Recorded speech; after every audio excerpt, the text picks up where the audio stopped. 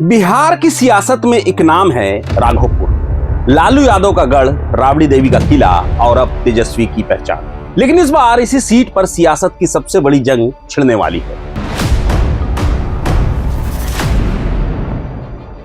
क्योंकि इस मैदान में उतरने का दावा कर चुके हैं प्रशांत किशोर यानी पीके।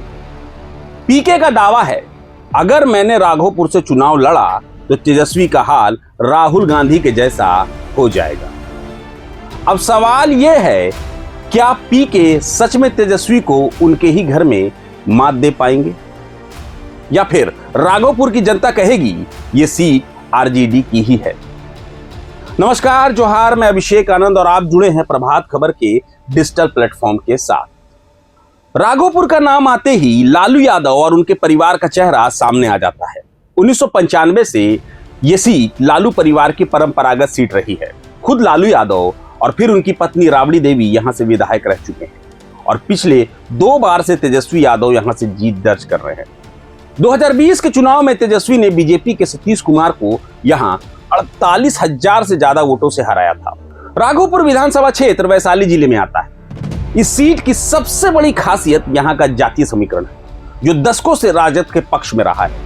यहां यादव और मुस्लिम मतदाताओं की बड़ी आबादी है, जो राजद का परंपरागत वोट माना जाता रहा है। अनुमान के मुताबिक इस सीट पर यादव और मुस्लिम मतदाता करीब 48 से 50% है।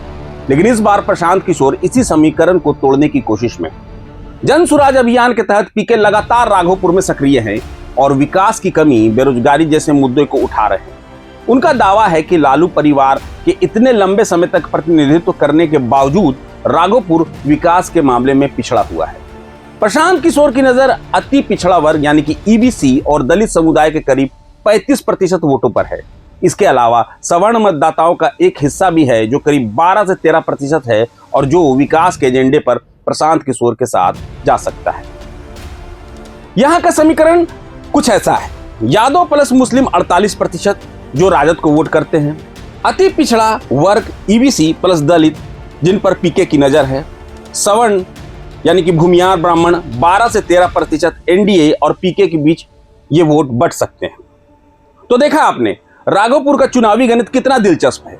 एक तरफ तेजस्वी यादव के पास अपने पिता की विरासत और मजबूत MY समीकरण की ताकत, तो दूसरी तरफ प्रशांत किशोर और बदलाव के नारे के साथ इस समीकरण में सेंध लगाने की कोशिश कर रहे हैं। वहीं राजनीतिक विश्लेषकों का मानना है कि प्रशांत किशोर के लिए यह लड़ाई आसान नहीं होगी।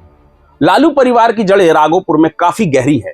हालांकि अगर पीके यादव और मुस्लिम वोटों में थोड़ी भी सेंधमारी करने में कामयाब हो जाते हैं और अति पिछड़ा वर्ग का एक बड़ा हिस्सा उनके साथ आ जाता है, तो मुकाबला कांटे का हो सकता है। प्रशांत किशोर ने राघोपुर से अपनी चुनावी अभियान की शुरुआत भी कर दी है। उन्होंने तेजस्वी यादव को चुनौती दी है कि अगर उनमें हिम्मत है तो वो सिर्फ एक ही जगह से चुनाव लड़े और वो राघोपुर हो। पीके का कहना है कि तेजस्वी को 2 सीटों से चुनाव लड़ना पड़ सकता है, ठीक वैसे ही जैसे राहुल गांधी को अमेठी के अलावा वायनाड से भी चुनाव लड़ना पड़ा था। हालांकि प्रशांत किशोर की इस चुनौती के बाद उन पर आचार संहिता के उल्लंघन का मामला भी दर्ज हुआ है।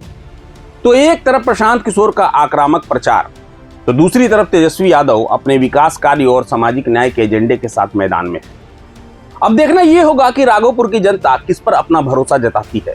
क्या लालू परिवार का किला इस बार भी अभेद्य रहेगा, या फिर प्रशांत किशोर कोई बड़ा उलटफेर करने में कामयाब होंगे।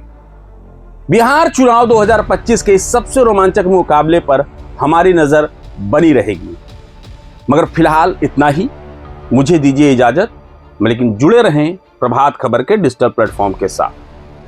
प्रभातखबर.com, विश्वास वही, रफ्तार नहीं।